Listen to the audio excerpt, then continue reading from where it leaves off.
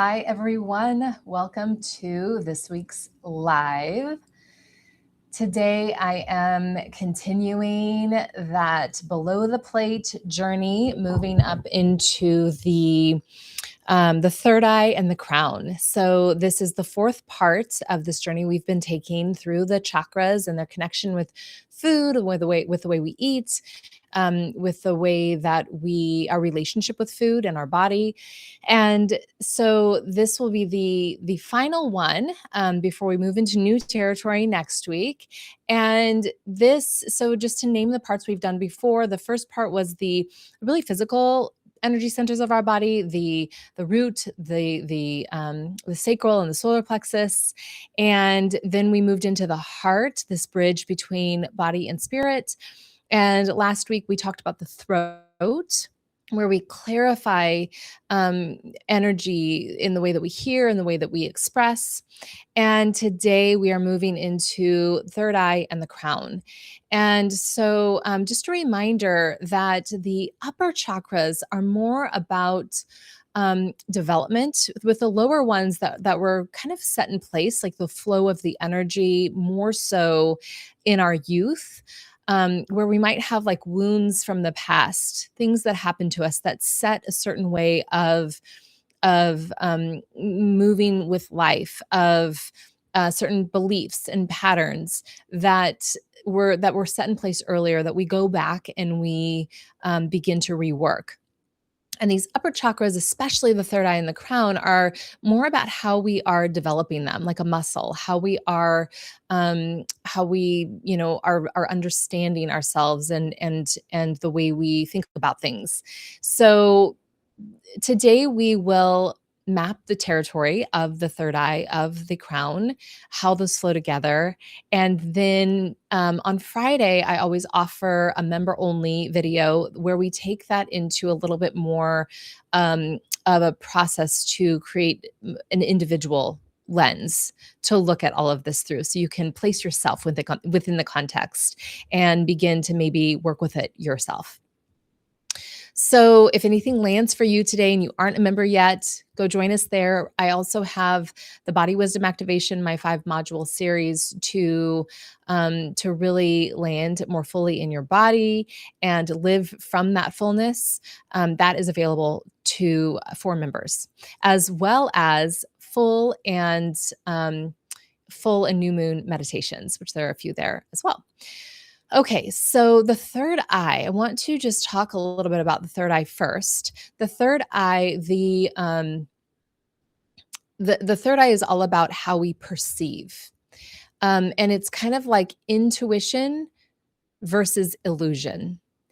And so this is this part of us, this energy center that's right here between our eyebrows, a little bit above, is all about establishment of personal identity, knowing what is right for me, knowing who I am, understanding kind of like the perception, the lens through which I see reality, and like to what degree am I able to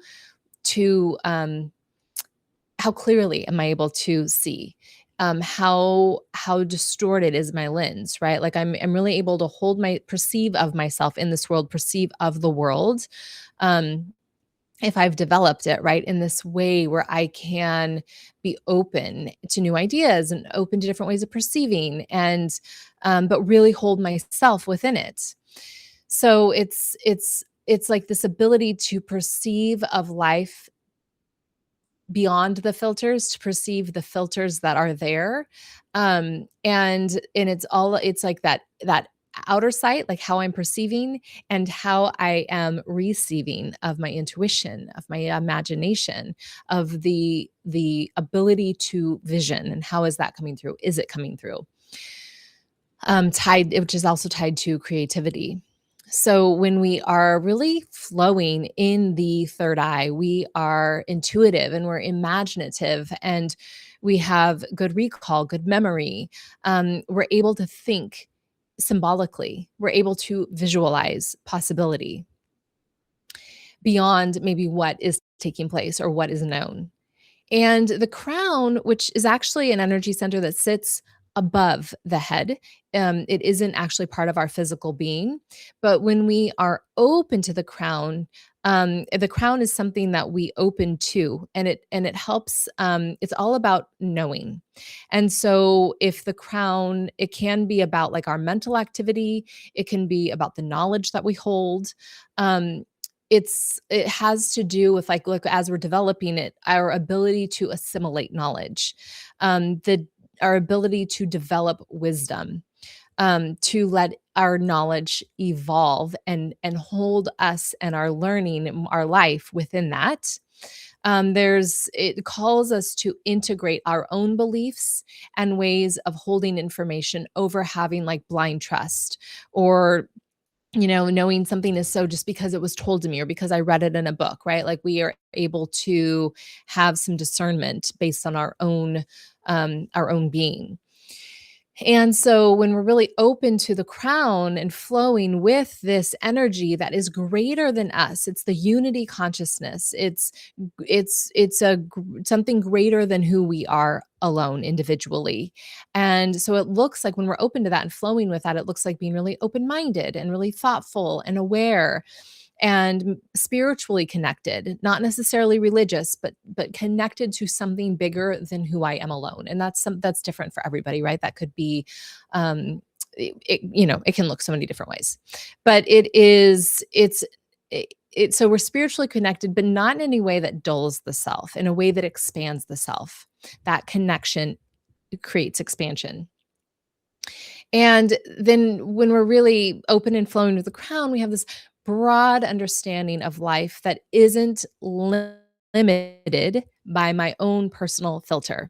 And so this is how we begin to hold the two together, because the third eye is all about like perception, right? And am I able to see clearly? Am I trapped in one way of seeing, in a limited perception, a limited way of holding something?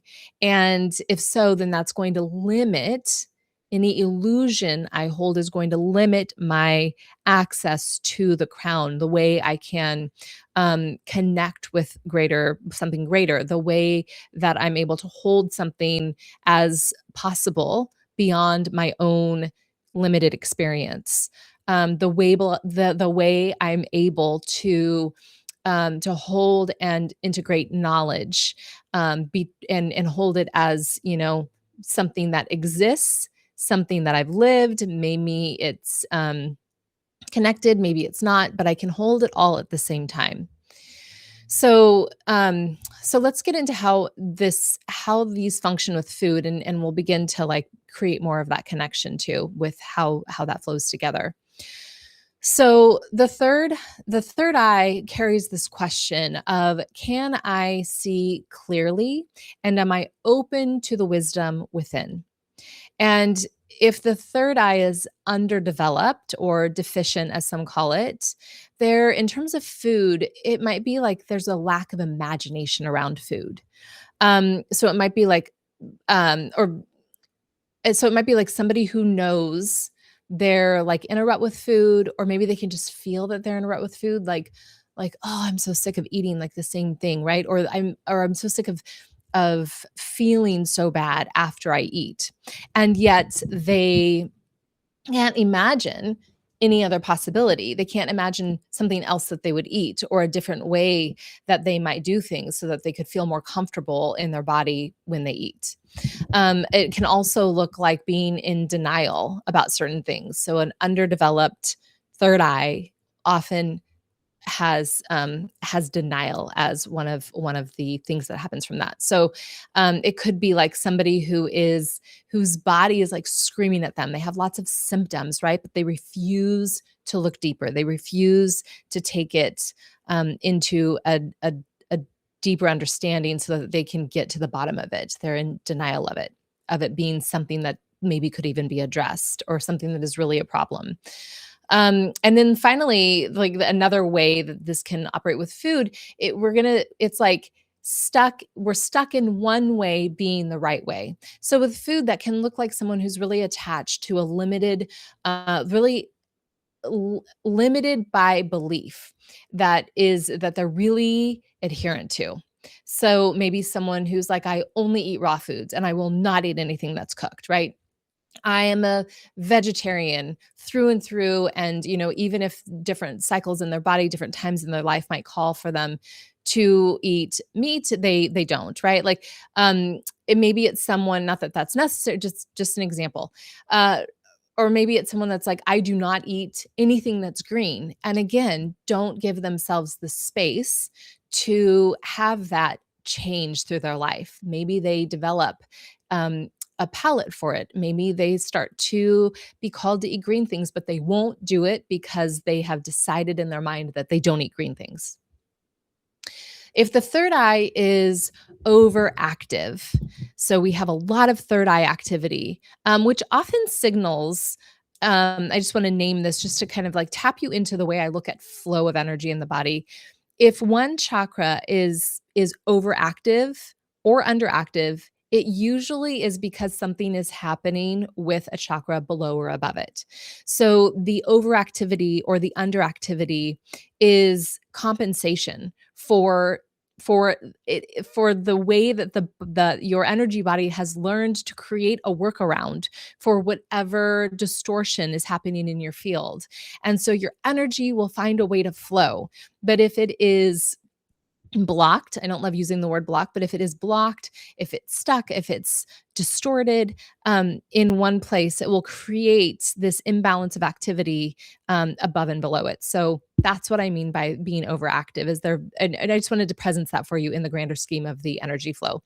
So if the third eye is overactive, what this might look like in terms of food is believing, somebody who believes food is poisonous.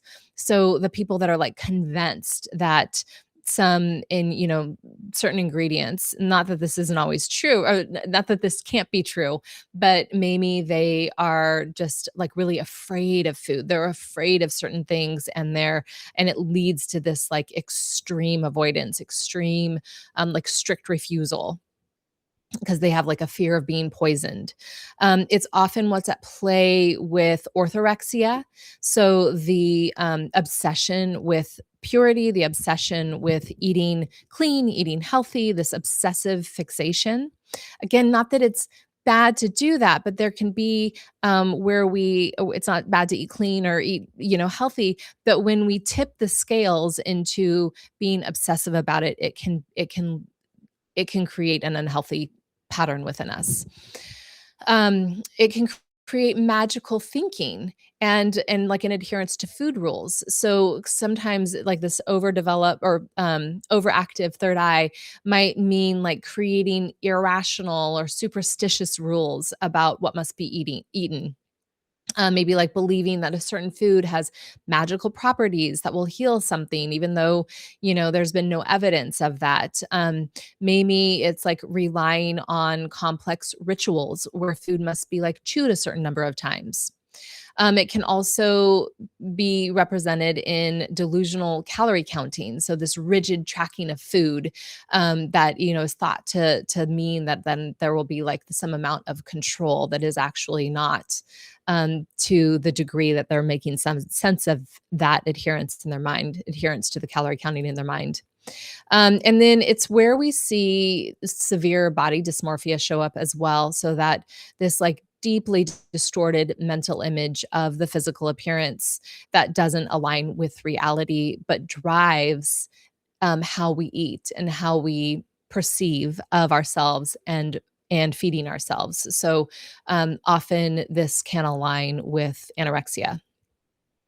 So the crown question of the crown, the main question of the crown is like, am I open to new ideas?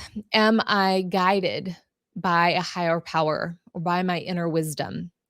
And so, if deficient in the crown, there's this like leaning into being really rigid around beliefs or not really caring, like having apathy. Um, and maybe even having deficient in the crown will lead us to often having excess energy in the physical body. So rigid around beliefs, that is, kind of like it's very similar to some of the things we discussed for the third eye because they play together, the third eye and the crown. And so it's like knowing um the rigid around beliefs could be an example of that, could be like it is critical that I eat this food with this food, right? Like it's been shown, the studies prove to it that you cannot eat beans without a tortilla or whatever, like whatever food kind of rule has been put in place. And then that rule becomes like the most important thing to follow, and it is rigidly followed. And that comes from, again, that limited ability to tap into inner wisdom, that limited ability to perceive of other possibilities and be open to that, to have that broader thinking, broader sense of knowledge that happens when we're open and flowing with the crown. And then not really caring, having apathy, just kind of like it speaks to this disconnect with the bigger world, with opening up our perceptions. And so we're just kind of limited to our own physical experience, and um can be kind of like fine with that, but it can keep us in this limited place. And then the excess energy in the physical body that happens, right, whenever we have something deficient, like if the crown, if we're not really open to the crown, it's going to force more of that energy down into the body. And too much energy down in the body can lead to overeating, to being obsessive about food, like when will I get food next, and to really and it might be even like show up in holding a little bit more weight in the body. So, in having excess energy in the physical body. Um, and that'll often be like overthinking, like we think of like the kind of trapped mental activity, like overthinking about food, obsessively thinking about food, obsessively thinking about the body. It can also lead to like overemphasis on the body. So like over exercising, someone who wakes up at 4 a.m. to run 10 miles in the pouring rain every single day. And it's kind of like using this physical exhaustion as a coping mechanism to quiet, to like dispel some of this extra energy that's held in the physical body from this block with the crown. And if it's excessive, if it's kind of like, if there's a lot of energy up here, it often speaks to maybe a block with the body, just the opposite, where we have a lot of energy kind of pulling us up. And so there can be then this over intellectual over intellectualization of things, right? So like using nonstop analysis and like logic as this shield to avoid being in the body, to avoid feeling raw emotions or navigating like real messy situations. And so that might look like someone who analyzes nutrient details of the plate and how it fits the body's needs without any consideration for how it feels or tastes. Like, this is what I eat, this compartmentalized plate with these very specific, maybe weighed out food. This is the right thing to eat, and I don't care if it doesn't taste good, I don't care how it feels going in. Like, it's this over relying on what is like right to eat versus the whole picture of what would be good to eat. And it can also, the crown, over excessive energy in the crown can almost show up as like a spiritual addiction. So somebody who just lives up in that spiritual place a little bit more, and that pulls them up, like I said, out of their body. And it can lead to like someone who really likes to fast, who is like always doing a juice fast or a water fast, or just like really loves that practice. It's kind of like, I'm gonna like just be up here in this more spiritual space and not as much in my body. Again, it doesn't mean that fasting is bad, but it's when we're over indexing on that. Then there's some question around like what are you avoiding in the fullness of your body? Um, and in that connection with the earth, and which is held in the connection with your body. Um, it can show up as someone who, like, would rather not eat at all. Just how could I if I could just live this life without having to, like, deal with food, that speaks to an overactive crown. And then dissociation from the body, right? If more of our energy is sitting up here and we have a lot of it moving up here, usually that happens because something is blocked down through the body, down through that embodiment, but it leads to this presentation of being dissociated from the body. And so, and it can lead to like intellectualizing the body, like viewing the body as just this mere container, right? That's inconvenient. And maybe another example is like a breatharian, right? These people that have fantasies about being able to like live without eating. And really it's like live without needing to bring their energy down into their form. So when we are able to, in terms of bringing these two together, when we're able to clear the illusions and open our perception and see clearly, like our filter through our filter in life, like open our perception to something other than our own, to understand how we see something, why we see it that way, to see clearly and to see within, to really be open to our intuition, our imagination, our vision, our creative thinking. This The more that's able to flow, the more we're going to open to the crown. And so when we open to the crown, we open to this greater way of thinking, this ability to integrate self with all kinds of ideas and knowledge. And when we bring it into self, it becomes our own lived wisdom. We integrate what we know, maybe what we've learned, with what we've lived, with who we are. And when we are able then to remain fully connected to the body, we're able to bring that all the way through into our physical form and then live it in our tangible reality.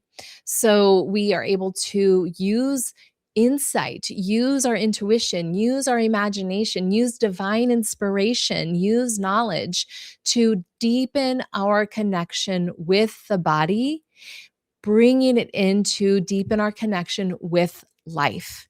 So we talk a lot about ascension in life, right? Enlightenment.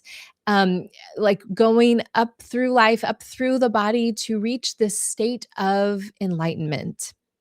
But the other side of enlightenment is what we do with it.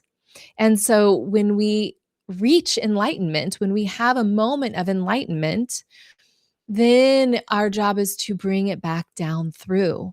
So we have the ascension that opens us up to this broadened way of thinking, to this access of spirituality and knowledge. And then when we bring that in and let it descend, the descension of that all the way through the body to connect in the fullness of our form, much in the same way that food moves through us and lands through the body, and we're connected all the way through the body, then we are fully utilizing all that we've accessed in that enlightenment to live it in our tangible reality that comes through when it lands fully in the body.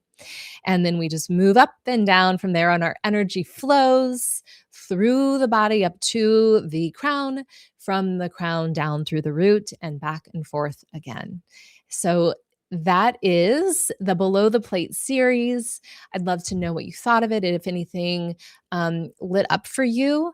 And all of this is present in my, like, if you want to explore the connection between food and your body and your energy flow in a deeper way, It's what I created when I made my course, The Sacred Art of Eating.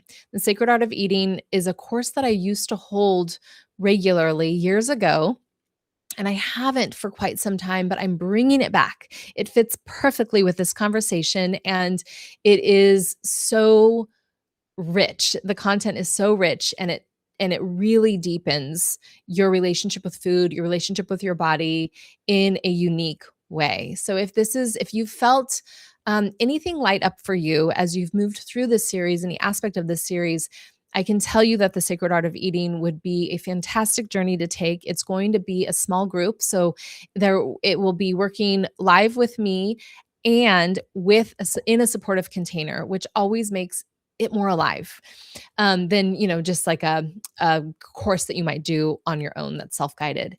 So let me know if you're interested in that. I'm going to be sharing details soon, but I'll make sure that you're in the first to know if you drop a comment below or reach out to me and let me know. All right, reminder, we have more personalized information around the third eye, the crown, the connection to food on Friday. Take care, y'all.